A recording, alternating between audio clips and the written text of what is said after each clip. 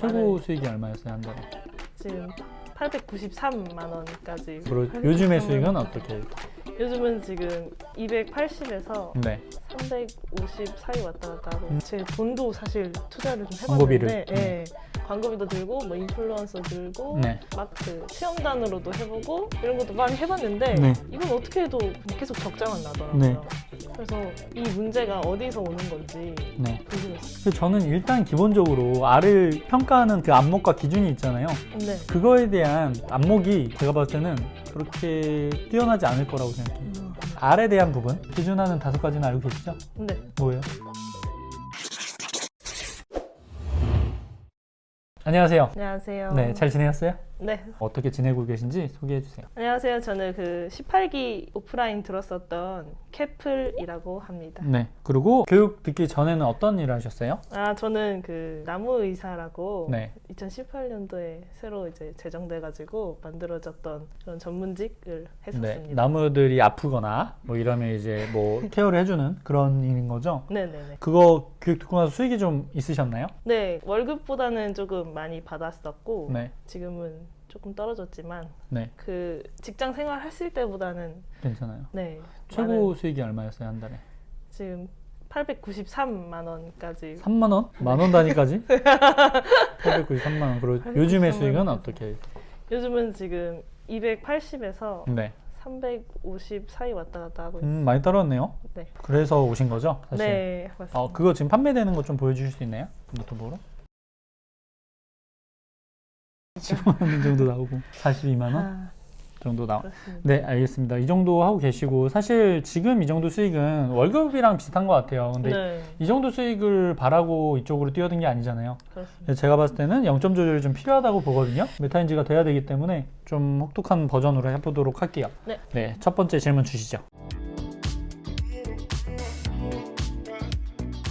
우선 가지고 있는 네. 알들이 한 4개 정도 있는데 그 알들을 세팅을 처음에 상세 페이지 세팅을 할 때 진짜 거의 다 비슷한 관여도로 만들었어요. 네. 근데 어떤 제품은 그냥 그대로만 만들고 물길 조금만 해도 다 팔리고 네. 어떤 날은 어떤 막 제 돈도 사실 투자를 좀 광고비를. 해봤는데 예, 광고비도 들고 뭐 인플루언서 들고 네. 막 그 체험단으로도 해보고 이런 것도 많이 해봤는데 네. 이건 어떻게 해도 그냥 계속 적자만 나더라고요. 네.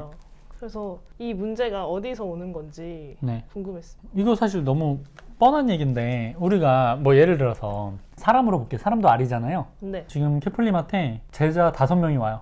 저도 키워주십시오. 한 달에 200 버는 게 목표입니다. 우리가 똑같이 투자를 해요. 시간과 에너지를. 똑같이 벌까요? 아니요.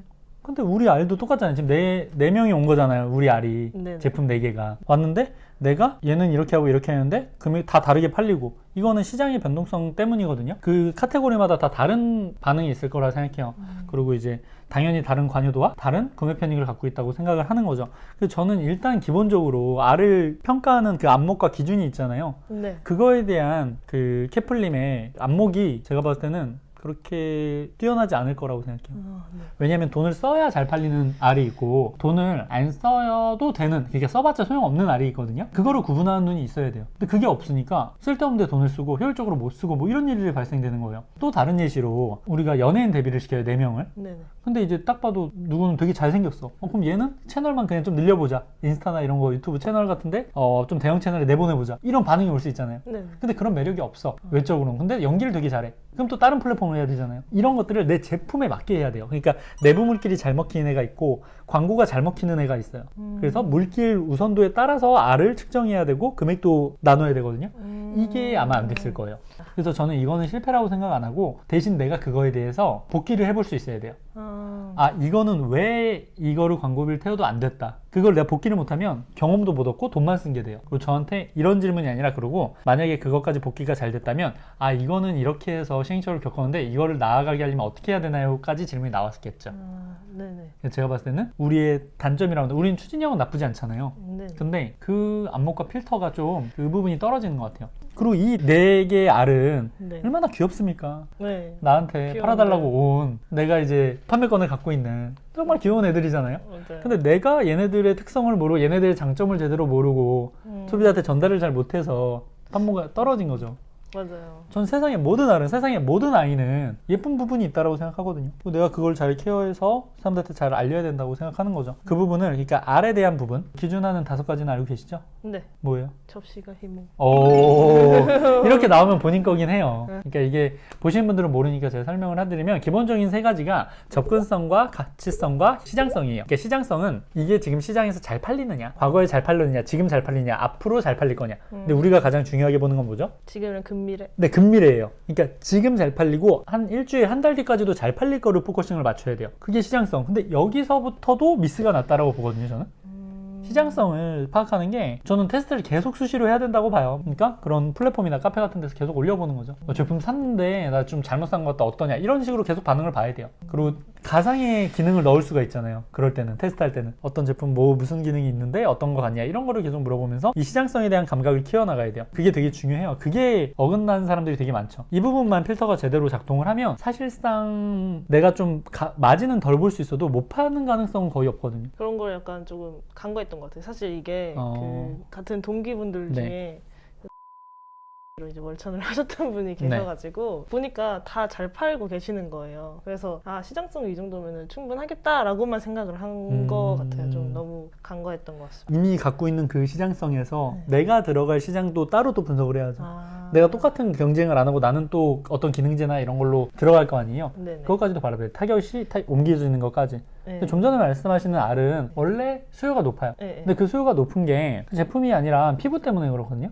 네네. 피부라는 그 결핍 자체가 계속 유지가 되니까, 그리고 약간 그 트렌디함이 아직 죽지 않은 시장이기도 하고, 그리고 이제 그거를 피부샵 같은 데 가면 쓰는 데가 있기 때문에 집에서 쓰고 싶은 거거든요. 그래서 그런 것까지도 파악을 하고 나서 접근을 하면 괜찮죠. 그래서 대부분 그걸 잘 파는 데가 피부샵에서 쓰는 그런 제품이다라고 홍보를 많이 하거든요. 네네. 네, 그래서 그런 것들까지, 그러니까 좀 더 디테일하게 시장성을 바라보는 안목이 필요하고요. 그리고 이제 접근성이나 가치성, 그러니까 가치성이 높은 거는 광고비를 좀 줘도 되잖아요. 그러니까 화장품 회사들이 메인 모델을 쓰고 바로 광고 때릴 수 있는 이유가 마진이 그냥 80%가 넘으니까, 재료 대비해서. 그러니까 광고비로 그냥 30%를 측정하는 거거든요. 그러니까 가치성에서 내가 얼마나 많이 남는지를 파악하면 그런 거에 대한 분배가 가능해요. 왜냐면 A를 팔 때 하나에 10,000원 남는데 B를 팔 때는 한 50,000원 난다 그러면 한 20,000원을 광고비로 태워도 되잖아요. 네. 그런 것들까지 고려해야 되고, 그리고 접근성, 제가 봤을 때는 캐플린이 접근성 위주로 접근한 게 아닌가 싶거든요.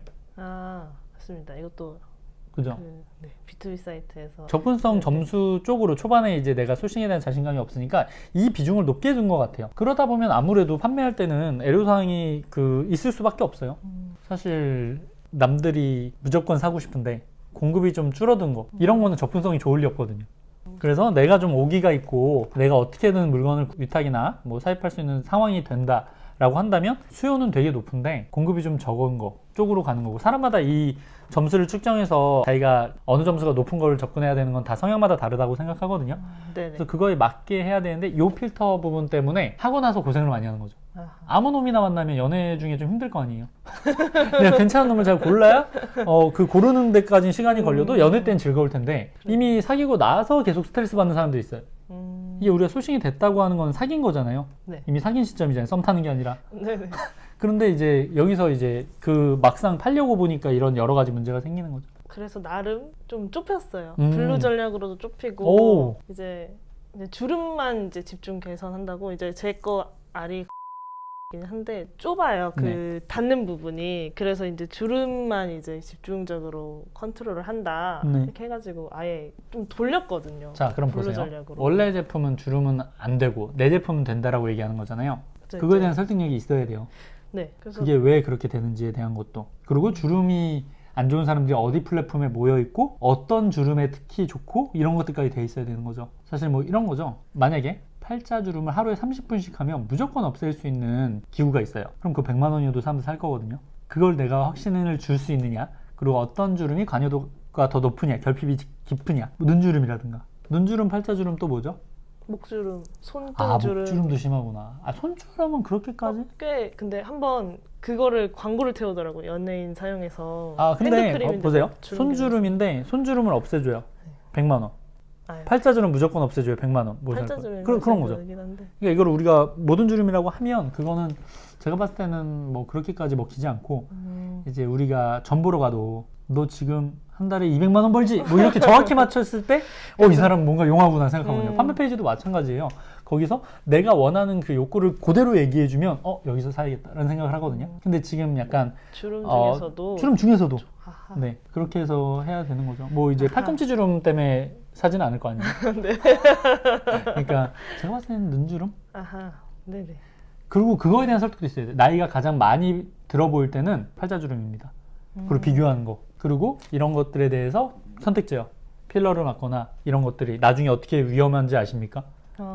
우리는 조금씩 소문자 팔자로 완벽히 없애주는 것은 불가능합니다. 배제 설득 전략. 하지만 무표정일 때 당신의 팔자주름이 안 보이도록 저희는 그것까지는 자신 있습니다. 이렇게 해서 그것만. 그러면 이제 애초에 걔네 카테고리에서 싸우는 게 아니라 우리는 아예 팔자주름 신 카테고리를 만드는 거죠. 거기에 필요한 크림이 됐던 기구가 됐던 뭐든지 팔 수 있죠. 근데 진짜로 저는 그런 게 좀 있었으면 좋겠어요. 왜냐면 여자분들도 나이 들어 보이는 게 저는 눈주름 팔자주름인 것 같아요. 확 늙어 보여요. 그래서 그것만 없어도 훨씬 좋을 텐데 그거에 대한 그 대안이 없으니까 다들 필러 맞으러 가잖아요. 근데 필러가 영구적인 것도 아니고 나중에 흘러내리는데 그런 것도 딱 보여주면서 시각적으로 아예 그냥 그쪽으로 못 가게끔 선택 제어하는 거죠. 그런 게 가능하다면 그러면 저는 아예 만들어 보겠습니다. 그러면 브랜드도 나중에 가능하다고 봐요. 뭐 팔자주름 관련된 브랜드를 하는 거죠. 뭐가 좋을까요? 팔자주름 관련 브랜드 이런 거 어때요? No Eight No Eight 아니면 Never Eight. 엄청나다. 네. 뭐 괜히 자기가 못 생각하니까 이게 보시는 분들은 별거 아니라 생각했는데 막상 여기 와서 바로 하라고 하면 생각 잘 안 날걸요? 여러분들도 별거 아니라고 생각하시잖아요. 팔자 피자 막 이렇게 생각하고 있었는데 그런데? 팔자 피자고? 팔자 피자 막 귀엽네. 이런 거 생각하고 있었는데 근데 약간 브랜드 있어 보이는 것도 사실 좀 필요하니까 팔자 피자는 약간 No 좌판에서 팔 것 같아? 자, 팔자 피자 5개에 3만 원 뭐 이렇게 팔 것 같아가지고 애초에 팔자주름을 처음에 상세 페이지 시작을 할 때 이 사람들이 못 빠져나가게 하는 게 제일 중요하다고 하셨잖아요. 그렇죠. 그래서 저는 그냥 경험치를 계속 위에 올려놓는 것만이 답이라고 생각했는데 아니죠. 아까처럼 그 팔자주름 비교해가지고 어느 게 얼마나 맞아요. 특히나 지금 그러냐. 피부 미용 기기잖아요. 네. 피부 미용 기기 같은 경우는 솔직히 얘기하면 어차피 거의 다 허상이란 말이에요. 그러니까 이게 사람들이 또 이렇게 하면 저를 이제 안 좋게 볼 수도 있는데 실제로 피부 좋아지는 사람들이 피부과 안 가고 피부 미용 기기만 집에 써서 좋아지는 사람이 있냐는 거죠, 저는. 그럼 피부과가 다 망해야 되잖아요. 그런 사람이 없어요. 거의 좀 미미한 효과거나 아니면 효과가 잠시 일시적으로 약간 있다거나 그리고 좋은 척을 한다거나 그런 거거든요. 그런 시장에서 저는 제대로 된 제품들이 들어와야 된다고 생각해요. 그러기 위해서 누군가는 노력을 해야 되고 그래서 그러기 위해서는 뭔가 그렇게 타겟팅을 해서 뭐 이렇게 하는 거 초반에 상세 페이지 시작하는 걸 말씀하셨으니까 제가 말씀드리면 뭐 피부 미용기기 만능처럼 보이지만 모든 데 다 좋을까요? 기미도 없어지고 주름에도 좋고 피부도 이제 하얗게 되고 그런 건 세상에 없습니다. 그런 게 있으면 누가 고생하면서 비싼 돈 들여서 피부과를 가겠습니까? 하지만 한 가지만 원한다면 그건 가능할 수도 있습니다. 저희는 주름의 길, 주름의 길로 쭉 달려왔고 팔자주름만, 팔자주름에 따라서 그 생기는 부피와 그 깊이에 따라서 이게 또 좋아지는 게 다르기 때문에 저희는 그것만, 그 자국만 없어지기 위해서 노력을 했습니다. 뭐 이런 식으로 스토리텔링 하는 거죠, 초반에. 안목을 좀 더 키우시면 시행착오 덜 합니다. 네. 그렇게 하시고 또 다음 질문 받을까요? 네. 혹시 이제 그렇게 돼가지고 판매가 잘 안 되길래 왜 그러지라고 생각을 해봤는데 사실 그냥 이 제품에 닿아 있는 그 욕구가 사실 잘 팔리는 건 욕구 깡패에 가깝고 안 팔리는 건 이제 제로에서 플러스로 가는 게 가까워서 맞아요. 그런 건가 싶었어요. 그러면은 만약 그렇다고 하면은 처음 R을 세팅할 때 욕구 깡패가 아닌 제품들에는 뭐 조금 더 힘을 주어서 상세 페이지를 제작해야 된다든지 이런 전략이 필요한지.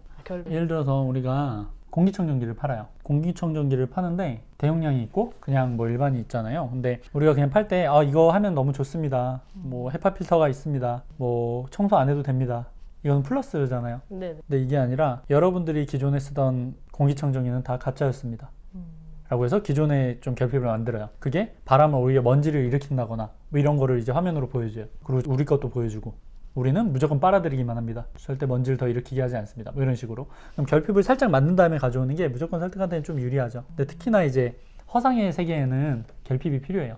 근데 이제 피부 쪽은 거의 다 허상이잖아요. 자, 보세요. 피부에서 많이 팔리는 게 주름 쪽도 그렇고 아니면 이제 뭐 그런 거 트러블 뭐 그런 쪽도 그렇고 뭐 심지어 얼굴 작아지는 뭐 이런 거 리프팅 크림 이런 것도 나오잖아요. 그게 다 허상이에요. 허상. 없어요. 그런 게 아예 없어요. 근데 시장이 몇천억 몇 조 단위까지 커진단 말이에요.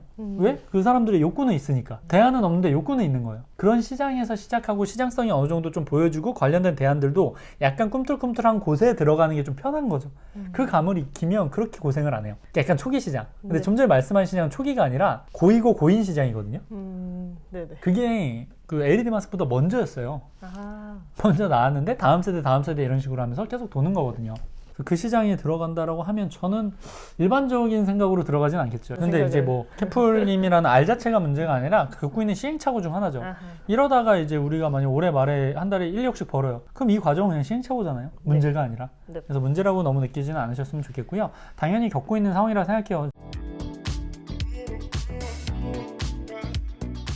다음 질문 이제 사실 시즌 제품으로 네. 저번 연도 이제 말에 12월에 그 아까 말씀드렸던 893만 원 최대 수익을 찍긴 했는데 네. 근데 사실 이제 진짜 시즌을 시작하니까 원래 가지고 있던 스테디에는 아무래도 힘을 잘 못 쏟게 되더라고요. 네. 이제 말씀하신 대로 시즌은 이제 보너스 개념이니까 빨리 메이드 시켜두고 스테디로 돌아오자라고 생각했지만 그게 사실 쉽지가 않았어요. 아, 쉽지 않아요. 네, 그래서 왜 그랬나라고 또 생각을 해본 결과 제가 너무 무리해서 3-4개를 제가 소싱을 했거든요. 시즌 때? 네. 그래서 그런 건지 아니면은 뭐 원래 그런 건지.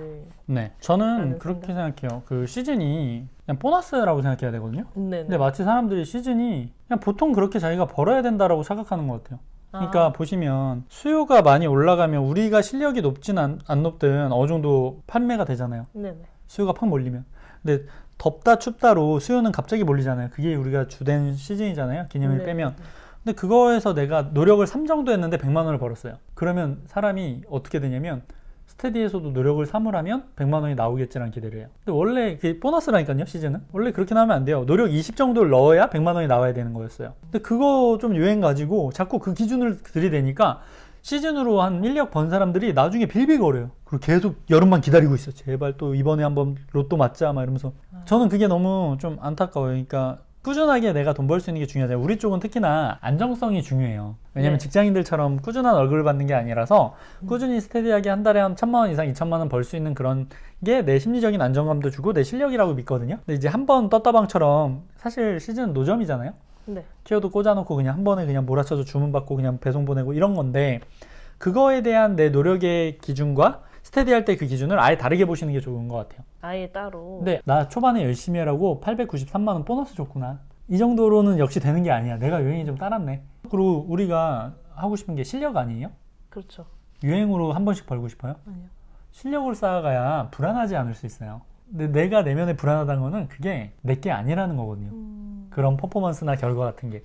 그래서 저는 사실 제가 가장 강조하는 게 마케팅 내공과 실력이잖아요. 네. 기본적인 심리에 기반해서 뭐든 팔 수 있는 그런 것들. 그렇죠. 그러니까 그거를 저는 계속 나아갔으면 좋겠어요. 이게 저는 좀 항상 드리고 싶은 얘기인데 우리가 성을 쌓을 때 밑에를 얇게 쌓나요? 밑에를 넓게 쌓나요? 근데 그래야 올라가서도 더 올라갈 수 있으니까. 근데 사람들이 초반에 시즌을 하거나 초반에 이제 좀 유행으로 번 사람들이 밑에가 얇아요. 근데 이 정도에서 벌었다고 생각하니까 더 올라가고 싶은데 더 좁게 올라가는 거지. 크게 넓어지는 경우가 거의 없어요. 그러다 보니까 이제 본인들이 피식피식 쓰러지는데 왜 쓰러진지 모르고 아 처음에는 그렇게 해서 벌었는데 왜 그런지 모르겠다 이 얘기만 하고 있는 거죠. 애초에 본인 실력이 남들보다 스테디로 잘 버는 사람들에 비해서 한없이 부족한데 그럼 그걸 채우려는 노력을 해야 되는데 자꾸 돈에 포커싱이 맞춰지는 거죠. 그러면 저 선배는 그리고 동기는 어떤 부분에서 지금 채워나갔나 보니까 업체 핸들링 되게 잘하고 새로운 거 제품 추진할 때 이제 되게 거리낌 없고 상세 페이지 설득력 높고 아 그럼 그걸 내가 따라해야겠다 라는 마인드가 훨씬 더 좋다라고 봐요. 그 네이버 스마트 스토어에서보다 사실 쿠팡이 훨씬 높거든요. 뭐 다 그래요 요즘에. 왜냐면 그렇구나. 그 구매자가 글로 다 이동해서 지금 거의 많이 이동한 것 같아요. 쿠팡으로. 저도 쿠팡으로만 물건 거의 사요. 사실 저도. 그죠? 네. 왜냐면 굳이 하루 더 기다릴 필요가 없으니까. 그래서 이럴 때에 근데 쿠팡은 이제 GIF가 안 되고 네. 조금 제약이 조금 많잖아요. 네네네. 그래가지고 괜찮아요. 왜냐면 쿠팡은 상패 비중이 좀 낮아요.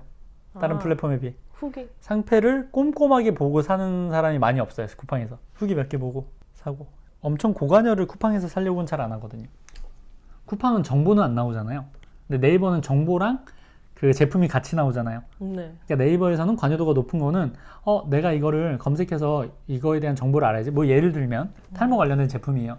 근데 이제 머리 감을 때 어떻게 감는 게 좋으냐 해서 탈모 머리 감는 거 이러다가 그 제품이 뜬 거를 살 가능성이 있는 거죠. 근데 쿠팡에서는 정보는 아예 안 나오니까 관여도가 낮은 거일수록 잘 팔리죠. 그래서 이제 생필품 쪽에 후기들 보면요, 막 10,000개, 10만 개 넘어가는 거 있어요. 섬유유연제 아니면 이제 그 물티슈 이런 것들. 그런 거는 쿠팡의 우선도가 높은 거죠. 그럼 내가 쿠팡에서 뭔가를 출시한다고 하면 그런 쪽 위주로 접근을 하는 게 맞고, 네이버에 없는 성인용품 쪽으로 하는 게 낫고, 쿠팡 쪽은. 그리고 관여도가 좀 높은 거는 네이버 쪽을 중심으로 하는 게 맞고, 정보랑 섞여 있는 것들은 네이버가 지금도 잘 팔리니까 그렇게 구분을 하면 좋죠. 마지막으로 네. 본인의 목표, 자본주의에서 현재 본인 위치랑 앞으로 어떻게 가고 싶은지 얘기해 주시죠. 저는 우선은 그 휘둘리지 않는 삶을 살고 싶고요. 왜냐면은 사실 앵구님께서 말씀하신 것처럼 제일 와닿았던 게, 제가 이제 운전하는 차는 저는 정말 멀미가 안 나는데 맞아. 남이 운전하는 차에 타면 이제 멀미가 난다는 얘기를 듣고 정말 공감을 많이 했거든요. 그것도 이제 제 인생도 마찬가지라고 생각을 해요. 근데 사실 자본주의에서 남의 차를 타지 않으려면은 제 차가 필요한 거잖아요. 맞아. 그게 이제 제 차를 사려면 또 이제 자본이 필요한 거고, 그래서 그 자본이 정말 단단해야 제가 멀미가 나지 않고 제 인생을 오롯이 살 수 있고, 이제 더 나아가서 저의 주변 제가 사랑하는 사람들도 지킬 수 있기 때문에 저는 그 자본을 축적하는 게 제일 큰 목표라고 생각을 하고요. 한 100억을 사실 목표로 하고 있는데 언제까지요? 35살까지인데 얼마 남은 거예요? 8년 정도 남았습니다. 그럼 8년 정도에 100억이면 지금 1년에 한 12억? 정도 벌어야 12억 정도씩 모아야 되는 거죠. 벌어야 되는 게 아니라 모아야 되려면 버는 건 한 20억 정도 벌어야 매달은 한 1억, 2억 정도씩은 벌어야겠네요. 저는 할 수 있다고 생각합니다. 근데 그러기에는 지금 시행착오를 너무 덜 겪고 있어. 이 정도의 데미지나 이런 걸로는 그 정도를 못 벌어요. 그러니까 저는 그런 이제 마이너스틱한 거만 보면 이 사람이 어느 정도를 얻고 있는지 알 수 있거든요. 누가 공격을 한다거나 시달림을 당한 거나 스트레스를 많이 받고 있다거나 그거만큼의 또 수익을 벌거든요. 근데 지금 이 정도는 거의 노 스트레스인 것 같아요. 제가 이 정도를 하고 있다면 나는 누가 견제를 안 하니까 내가 아무것도 안 되나 보다라는 생각을 할 것 같아요. 더 막 부딪히고 더 많이 시도하고 더 많이 어떻게 보면 뺏으려고 해야 되는 거죠. 네. 그런 시도들이 있었을 때 아마 목표하시는 게 가능하지 않나 싶어요. 그리고 저는 당연히 돈을 벌어서 주변도 챙길 수 있고 지킬 수 있다고 생각하거든요. 그거에 대해서는 적극 공감하고 앞으로 그렇게 될 수 있는 캐플님이 됐으면 좋겠어요. 네, 알겠습니다. 네. 몸이 부서져라 한번 해보겠습니다. 시도를. 네, 그럼 앞으로 좀 더 화이팅하는 걸로 하고 마무리하도록 하죠. 네, 네. 감사합니다. 네, 고생하셨습니다. 아.